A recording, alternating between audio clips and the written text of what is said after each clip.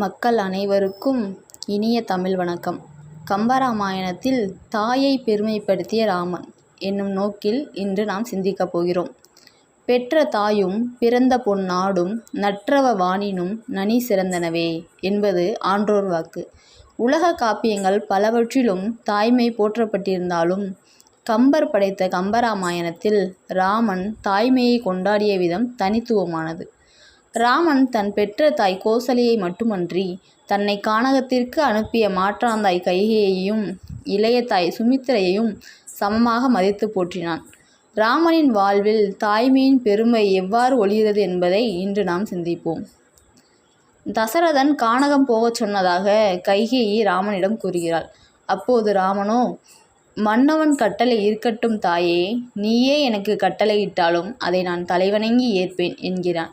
தன் தாயின் வாயால் ஒரு சொல் பிறப்பதே தனக்கு கிடைத்த பெரும் பாக்கியம் என ராமன் கருதியதை கம்பன் நயமாக பாடுகிறார். அயோத்தியா காண்டத்தில் கைகேயி சூழ்வினை படலத்தில் வரும் பாடல்: மன்னவன் பணியென்று ஆகின் நும்பணி மறுப்பனோ யான், பின்னவன் பெற்ற செல்வம் அடியேனேன் பெற்றது அன்றோ, என்ன இஃது உவகை ஈண்டு என ஏவுதியாயின், முன்னவன் பணியும் அன்றோ முடிப்பது என் கடமை என்றான். அம்மா, இது மன்னனின் கட்டளையாக இல்லாவிட்டாலும் உங்கள் கட்டளையை நான் மறுப்பேனா?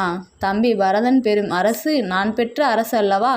நீங்களே என்னை கானகம் போக பணித்தால் அது என் தந்தையின் கட்டளையை விட மேலானது என்று கூறி தாய்மையின் அதிகாரத்திற்கும் சொல்லுக்கும் ராமன் தலை வணங்குகிறான். ராமன் காப்பிய நாயகனாக உயர்ந்ததற்கு அவன் காட்டிய தாய்மையை போற்றல் மிக முக்கியமான காரணமாகும்.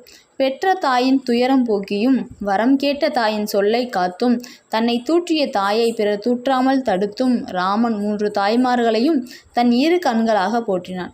தாயிற் சிறந்ததொரு கோவிலும் இல்லை என்ற முதுமொழியை தன் வாழ்நாளின் தாரக மந்திரமாக கொண்டு வாழ்ந்த ராமனின் பண்பு இன்றும் உலக மக்கள் அனைவருக்கும் ஒரு சிறந்த வழிகாட்டியாகும். மக்களே, இன்று நாம் மன்னன் எழுதிய மாமன்னன் கதையை பார்க்க இருக்கிறோம். குலசேகர ஆழ்வாருக்கு ராம அவதாரத்திலே ஈடுபாடு அதிகம். அவர் ராமனுக்கு தாலாட்டு பாடுகிறார். குங்குமலி கருங்குழலால் கோசலை தன் குலமதலாய் தங்குபெரும் புகழ்ச்சனகன் திருமருகா தாசரதி, கங்கையிலும் தீர்த்தமலி கணபுரத்தென் கருமணியே, எங்கள் குலத்து இன்னமுதே ராகவனே தாளேலோ என்று பாடுகிறார். என்ன நோன்பு நோற்றாள்களோ இவளை பெற்ற வயிறுடையாள் என்று பாடுவது உண்டு. அந்த வகையிலே ராமனை பெற்றதனால் கோசலை பெரும் பேறு பெறுகிறார். கோசலையின் குல மதலாய் குழந்தையாய் மூத்த மகனாய் சீமந்த புத்திரனாய் ராமபிரான் இருக்கிறார். கோசலைக்கு எதனால் பெருமை? ராமனினுடைய தாய் என்பதனால் பெருமை.